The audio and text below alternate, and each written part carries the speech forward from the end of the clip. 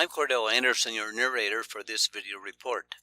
In early February 2017, Garth Norman from the Ancient America Foundation invited me to go with him to Mexico's IZAPA archaeological site near the Guatemalan border, and from there continue to Guatemala's Alta Verapaz area and Valparaiso, where I lived and worked for many years. I would be a photographer just as I was 51 years ago in 1966 when, in my pickup, Garth and me made an expedition into that area and got the first good photographs of that important site. We flew to Los Angeles from Utah and from there to Guatemala, arriving as the sun came up. We were picked up by Sergio Navas, whose son Abinadi was with us also. We immediately left in Sergio's microbus for the Mexican border for an hour, moving slowly in the intense traffic of Guatemala City that awakens very early. We were viewing typical scenes of homes protected with broken glass, razor wire, and some with armed guards. We passed through a small area of South Korean businesses and noticed that motorcycles had a distinct advantage. We passed a tiny taxi crammed full of sick students on the way to school. Eventually, we left the city and headed down towards the hot southern coastal plain where we were free of so much traffic, but now with need of caution as many agricultural vehicles in the sugarcane area were on the highway. But we're always viewing the struggling masses, like this one, a grandmother trailing behind her daughter carrying two tiny children with their scrounged loads of firewood.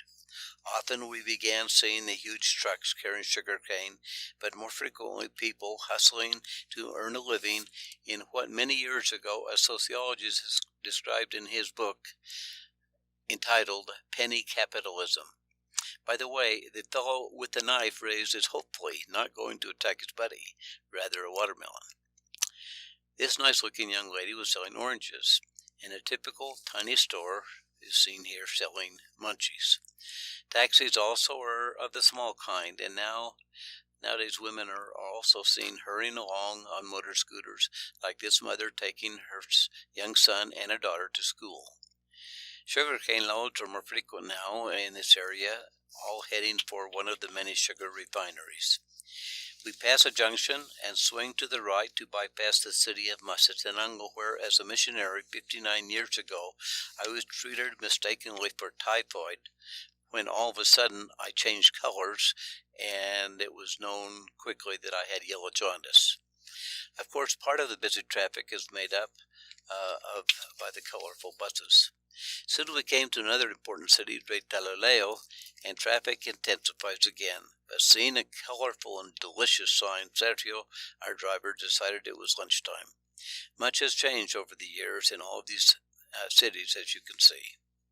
We proceed north, admiring the springtime tree, and now see a proliferation of rubber trees, including a tanker truck taking the harvested latex to a refinery, all bled and gathered in small cups attached to each tree. Schools are observed along the way, as are used vehicles for sale that have been driven to Guatemala from the United States. Then another town and another type of taxi, plus a wide variety of stores. This is the Coatepeque area, a few thousand feet higher, where coffee is grown. Then down again to the hot cattle country as well as tobacco areas. Another junction offers two choices to get to the Mexican border, and soon we are in Mexico on a nice highway that leads to Tapachula. Soon we turn off onto a narrow cobblestone lane and come to the IZAPA area and one of the private properties that make up the ancient city, on one side of which the home of Alberto, the caretaker, is seen, complete with his dish antenna, which is an expensive satellite system now seen all over Mexico and Guatemala that only costs about $10 a month. Sergio, Garth, and Abinadi greet Alberto, and soon we approach what they call the cabin, where we are all to stay, but temporarily with a swarm of bees trying to get established. Luckily, the windows were closed tightly. Quite a change from 51 years ago when Garth and me camped out here, and now even with the refrigerator, but which needed to be cleaned of its black mold, but which was even worse in the bathroom. So, with Clorox and cleanser, I put to work my special talent and soon transformed the cabin into a healthy home. My bed was on the floor, and I'm not complaining as it was very cool there. Garth had his room, and Sergio and Son had a room upstairs. Soon we headed up the slopes of the ancient pyramid to the visitor center, up above which, on the top, was a facility for water storage. A painter from Tapachula, Israel, had decorated the center, first with a depiction of the Tree of Life monument, with an elderly bearded man on the left with a biblical-like headpiece, hand-raised, teaching or prophesying. On the right side, a young leader also teaching with hand raised, but in his other hand, a writing instrument. Here we see a view of the center showing the door wall and murals on both sides of the door. We now go inside, seeing first a painting of a monument on the right side, and then we'll just show very quickly the hanging displays down the right side, giving a second or two for each, so that if you're interested, you can hit the pause button and read the text in Spanish or in English.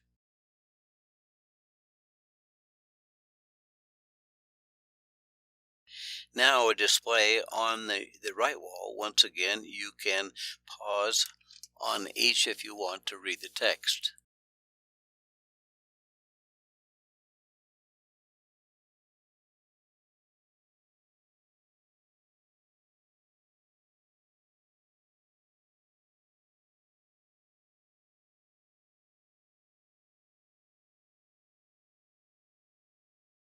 Now to the north wall, which text display I failed at getting. We are now going to go down the middle, seeing those displays on the left side, once again giving you time to hit the pause if you're interested.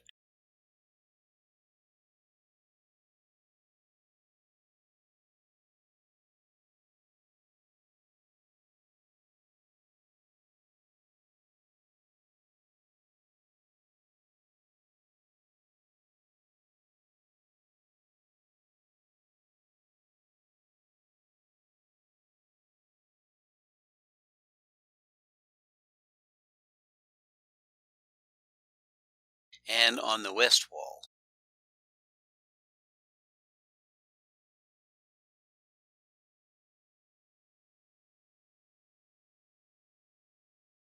And then we come to the diorama of the whole site, which Garth is beginning to put together. I look out the window, and I, of course, can't resist wandering out to document some of the beauties of nature that surround us. Then we hike to the south side of the mound with a stela for which Garth wants to put up an explanation. As you can see, he didn't have a hammer and had to use a piece of wood that finally worked. And then we went up a bit to another one with a sacrificial altar, but not used for human sacrifices at this site, and monument. Garth wanted me to clean this monument with my trusty toilet brush, so I finally got into the show. On the property there are many cocoa trees with parasitical plants clinging to them, and of course all kinds of flowers and plants with beautiful leaves, which of course fascinate me, as those of you who have seen some of my High Uinta programs know. I'm back to work at the Cultural Center with many tasks to put it together, especially one separate room that would house the photos of each monument, first covering the walls with sheets of vinyl, and more work on the diorama. Then I wander out again to get my second shot at the wonders of nature that surround us.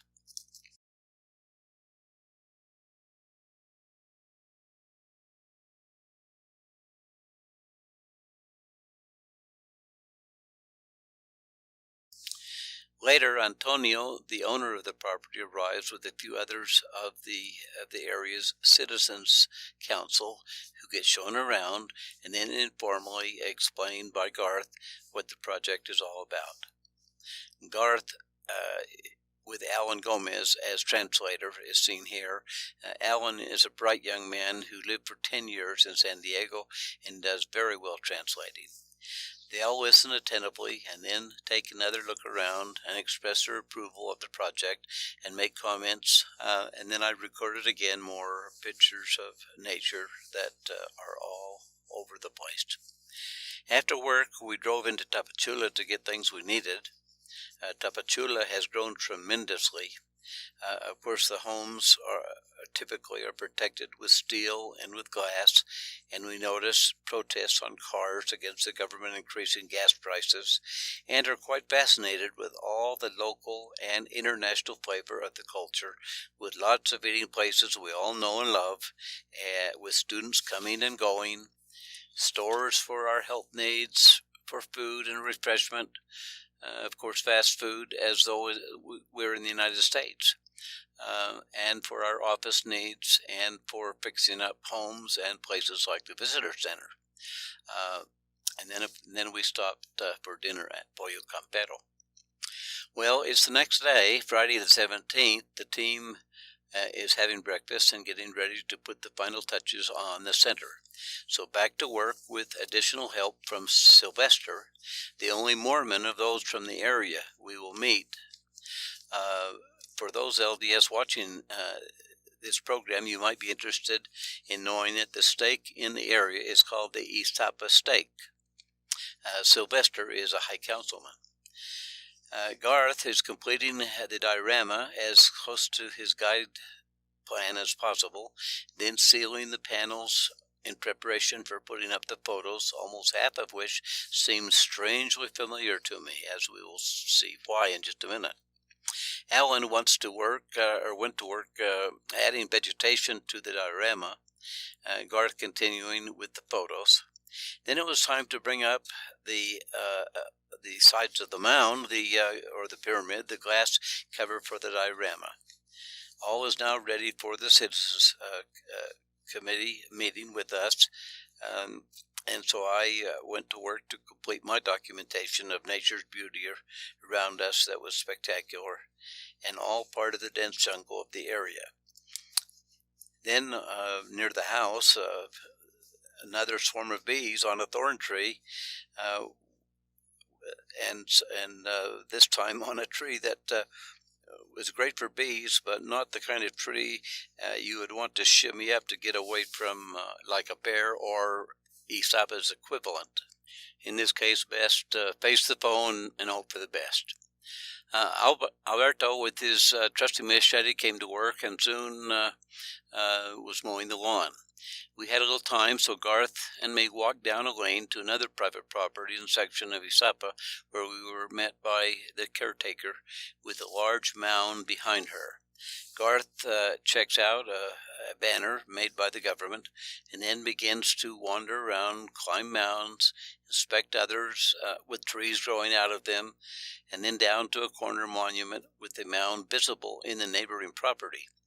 We then swing around to observe a whole series of stone monuments, and another large mound, and then a panorama put together of this portion of the site. Garth is examining a monument leaning against the fence, the other side of which is a replica of one of the stela. Then one by one, he checks out each monument with the text that can be read by hitting the pause for each if you're interested. Mounds and more, and going to other stela, then down to the corner tree, and then last of all we see say goodbye to the caretaker and her dog.